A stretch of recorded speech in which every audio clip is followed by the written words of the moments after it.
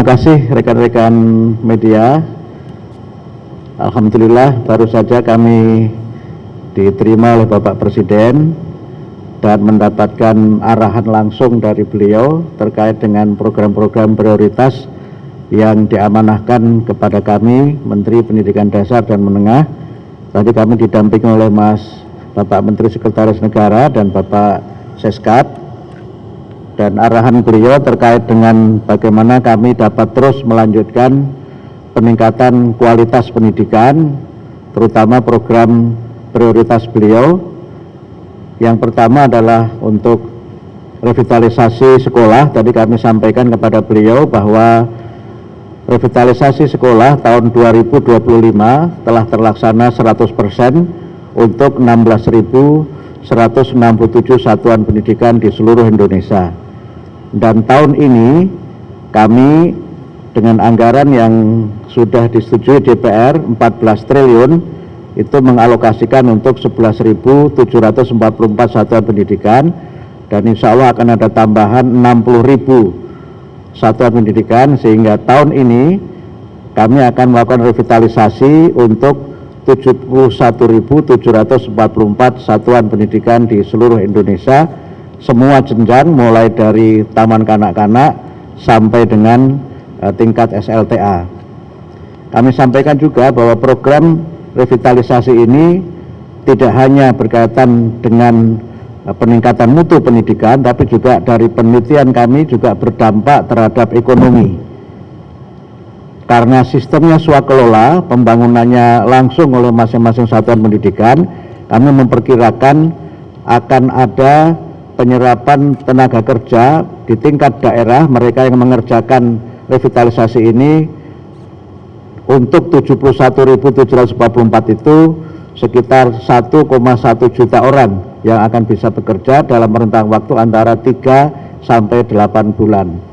Sekarang yang revitalisasi tahun 2026 sudah mulai berjalan, sudah 70% dari alokasi 11.744 itu, dan sudah mulai dikerjakan, bahkan beberapa di bulan Juli dan Agustus sudah bisa selesai dan sudah bisa diresmikan untuk memulai tahun pelajaran tahun 2026-2027. Kemudian pembangunan ini sesuatu yang sangat dirasakan manfaatnya oleh masyarakat karena sekian puluh tahun tidak ada revitalisasi sekolah. Kami berkunjung ke daerah-daerah, terutama daerah 3T, mereka sangat berterima kasih karena walaupun sebenarnya sesuai dengan undang-undang tanggung jawab pembangunan itu ada pada pemerintah daerah, tapi karena komitmen Bapak Presiden untuk peningkatan mutu pendidikan, kami merevitalisasi sekolah-sekolah itu, baik sekolah negeri maupun swasta, dan itu kami selenggarakan di seluruh Indonesia. Kemudian yang kedua, kami tadi menyampaikan kepada Bapak Presiden sesuai arahan beliau untuk penyelenggaraan sekolah nasional terintegrasi. Yang ini merupakan sekolah unggul yang tidak berasrama, yang tahun ini direncanakan kita akan bangun 100 sekolah nasional terintegrasi, dan sudah ada usulan-usulan sekolah yang masuk dari 36 yang sudah kami seleksi, dan tahun ini nanti akan kami mulai, insya Allah 5 itu kami buka di balai-balai yang dimiliki oleh Kementerian Pendidikan Dasar dan Menengah, kemudian ada 1 yang di IKN, dan kemudian 9 yang nanti kita bangun baru di daerah yang sudah diseleksi. Pak Mensesnek nanti bisa menyampaikan terkait dengan proses seleksi itu.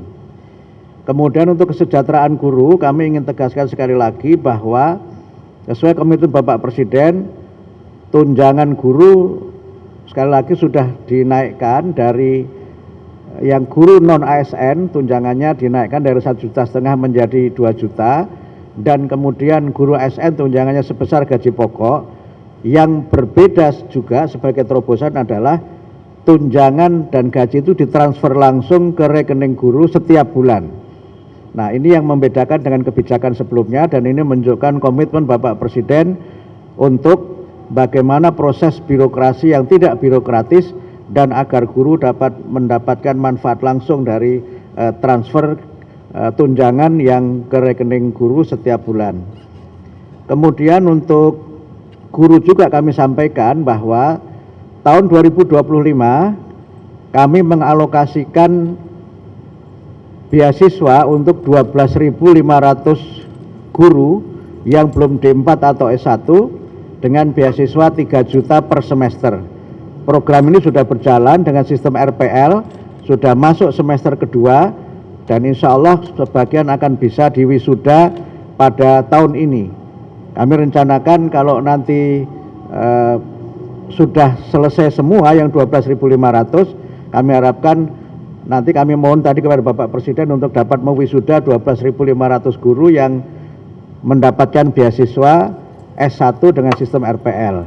Nah, tahun ini kami mengalokasikan beasiswa untuk guru yang belum D4 atau S1 sebanyak 150.000 guru dengan nominal beasiswa sama dengan yang tahun 2025, 3 juta per semester. Dan sekarang masih proses pendaftaran karena kami masih terus menunggu para guru untuk dapat mengikuti program ini.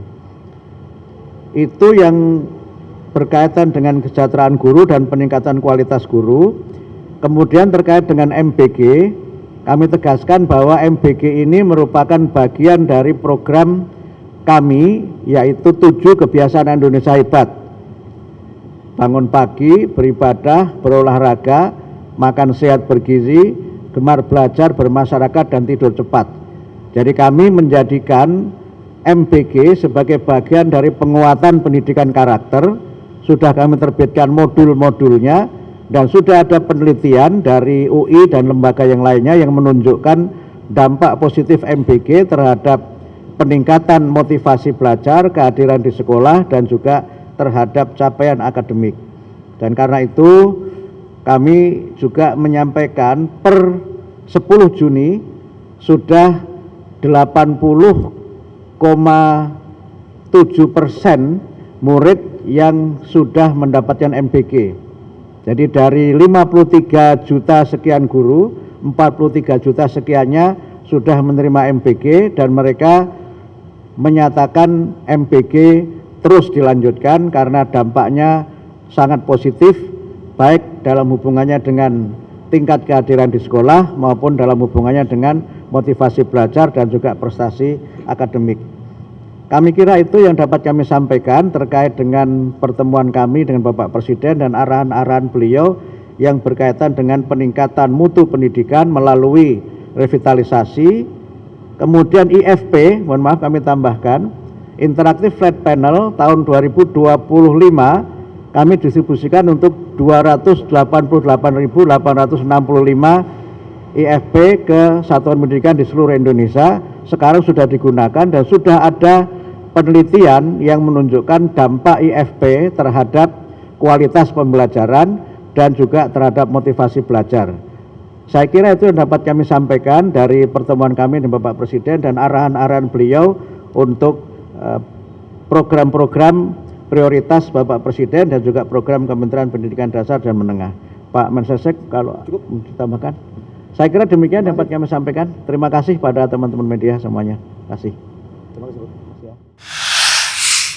Wahana TV, teropong konsumen.